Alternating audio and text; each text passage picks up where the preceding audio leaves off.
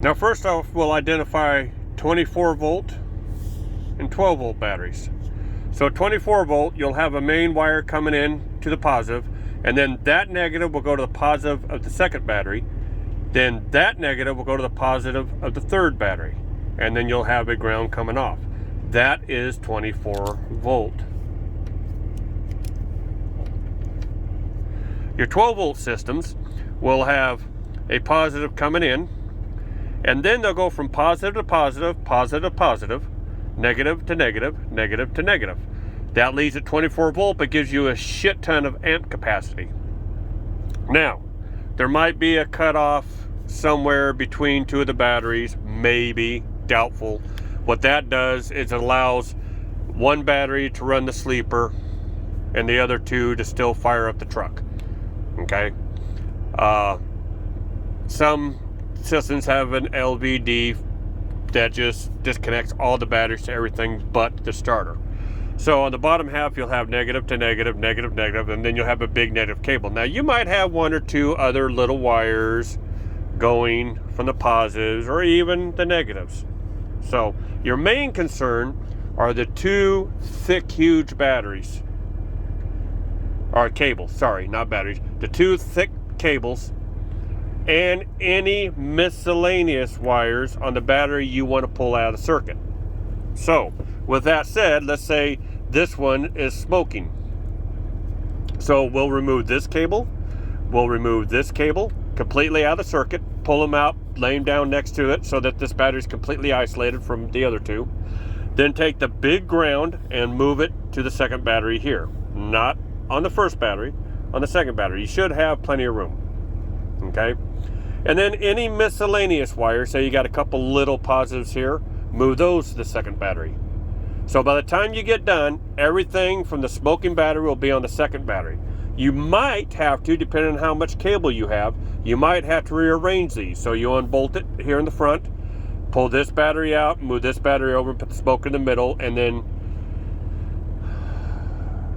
well, that won't work either, come to think of it, because you'll still have this problem. Anyways, this cable should be long enough to stretch over to here. They usually go back up around this way and you're fine. So ignore what I said about moving the batteries. But with that said, if the middle one's the smoker, then you do have to move the batteries, because you need two batteries side by side to run the additional capacities. So if the middle's the smoker, fully pull it apart, remove this cable, set these cables off to the side, switch the batteries around so that the smoker's on the outside, then move everything to the second battery again. So once again, all you're doing is isolating this battery so it's not connected to anything. If this was a smoker, then you'd move all these over to the second battery and isolate this one completely. So to reiterate, the smoker, remove the cables connecting the batteries and remove any little wires you have. Then move the big ground or positive to the appropriate area on the second battery.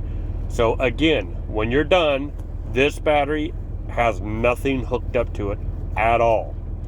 Under this scenario, just to be on the safe side, you might want to keep your truck running when you're at night, so you don't lose too much things. I'm pretty sure you can get away with idle or with shutting your truck down for the night if you're not going to run a whole bunch of things. You know, it's you're going straight to bed. You got your heater on, it ain't going to pull that much power. You know, you got your lights off and everything's turned off. You're just going to go to bed. Yeah, you probably shut down. But if you're going to stay up, use your microwave, watch TV for about an hour, or you're idling or you're sitting there for the next 3 or 4 hours watching TV or what have you, you'd probably want to keep it idling just in case. So anyways, there we have it.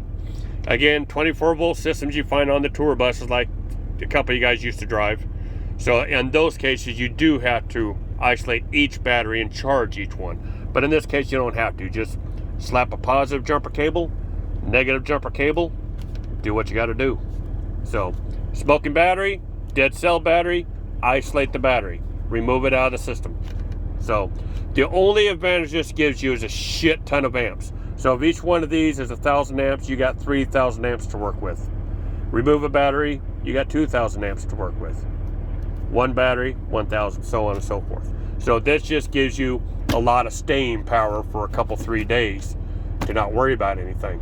So, and for the most part, you can, depending if you got a really good battery, it's not too cold out, you could probably jump start, or you could probably just run off one battery to start it. But again, I wouldn't idle for very long, or I wouldn't shut down for very long. So anyways, anytime I remove a battery out of the system, I just go ahead and keep her running.